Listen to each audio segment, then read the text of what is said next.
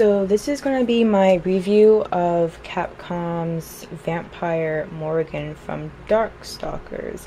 I was on the fence about her because basically I wasn't really sure if she'd be worth it, and I couldn't find where her size was during that time, so I didn't order her until late, and then I found out that Ami didn't have her anymore. And the only one that did have her in stock for a decent price was Hobby Search, who also goes by $19.99. So they offered her for $75, and I got ENS, which cost me $32. She was in stock the 17th, and then she was shipped out the 19th, and then I got her to 22nd of September. So everything was very quickly. It was easy to pay. So this is my first time ordering from them. So far I've been only ordering from Ami. But I spoke to one of the people beforehand because I had an issue, and they're very nice, so I don't think I'll have any problems. She considered a 1/7 size, so she's about the same size as my Super Sonico Rock and Roll Valentine is over there. It's kind of hard to see with the box in the way though.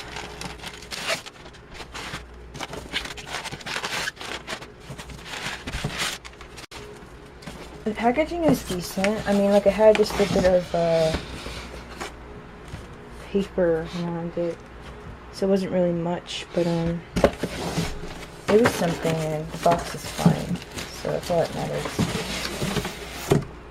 I feel like it was much easier to get the package out of this than out of Ami's packaging. I feel like I'm always there for like a long time,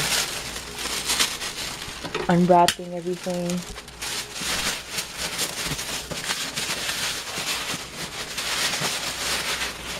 I like the box. It's very... it reminds me of just, like, I don't know, like years ago when I'd open up my Barbie dolls, the really obnoxious packaging and the large box, and then the preview of what's inside. It just gives me a bit of nostalgia. So this is the front, the side, the back, and the other side. Very simplistic design, but it's nice. It feels nice. It's well done. I'm happy with it. This is a little bit out of place right here. I don't really understand this. Why they chose this design for. It looks sort of just Alice in Wonderland-y, and why. This is her out of the box and sort of her plastic. The base isn't sort of it looks a little bit different, but I'll just wait to make any sort of... Is there really no tape on here? I'm so used to having tape.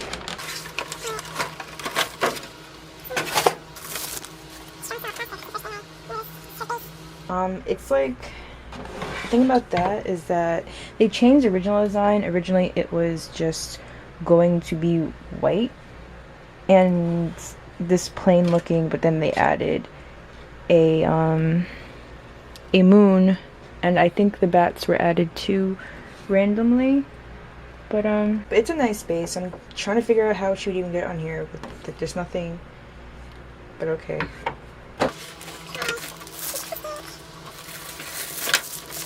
I really do not care for the packaging for this figure at all. It's just very weird. It's so easy for hers to fall out if you opened it a different way. So I don't really care for that. There's too much risk. But this is her. And I'm gonna put her down for a second. It's kind of hard to put her down. Okay, right there. And these are her wings.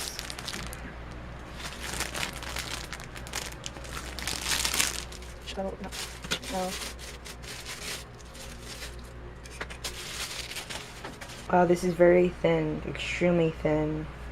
So much that like it'd be incredibly easy to break it. I mean, I wasn't expecting much, but this is actually a little bit worrisome.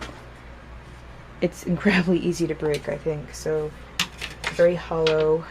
You can tell by looking at it and the sound it makes against your hand. I'm still noticing it and the incredibly strong smell of plastic. I'm almost not used to that because Sonico and Leviathan and just the rest of my figures didn't have this obnoxious smell. I can almost smell the paint. But it's her again. I'm gonna see if I could, if I put her wings on first and then put her on her. Yeah, I'll try that first. There are pegs and they will go in her back right here. I cut them on and they look like this. They're nice when they're on, but the trouble I had to go through was just frustrating. Okay, so that's what she looks like on her base. Honestly, I am just horrified because not only is she really heavy and she's leaning back, but the base only has so much support. Like, literally the only thing that's keeping her on this base is her butt and her wings that are hanging on it. Like, seriously worrisome. You have to make sure it's on properly, or you'll risk dropping your semi-expensive figure, and the first thing that will break will be your wings. I promise you that. From this angle she looks really weird. I don't know if it's the lighting or what. This is Morrigan by Capcom. She is unscaled on most websites, but I do compare her to about a 1/6 scale size figure. I had ordered her close to the release date, and because I did, I was only able to find her on Hobby Search, who also goes by $19.99 for about $75.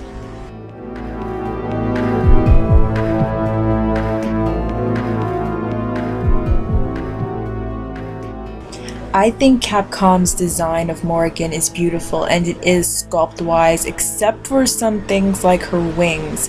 Her wings are so thin that you feel like just touching them will just snap right in half. Her hair is sculpted in flowing curves, and it almost reminded me of Noodles, but the grading effect is really nice, and the paint job done on the body is actually pretty exceptional. The moon and the bats you saw are later added to the base by Capcom. The only thing I'm confused about is why they chose a yellow color for the moon instead of white.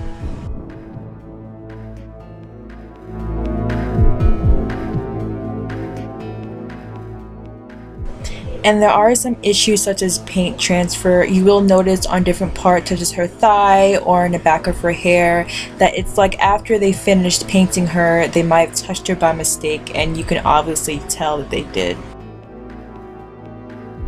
Her face may come off a bit bland or dead for some taste, but if you can get past that, then you're good. I think one of the other things that concerns me is her base. On the back, the only thing that's holding her up is a cup shape where her butt sits in and where her wings rest. It's very easy to knock over.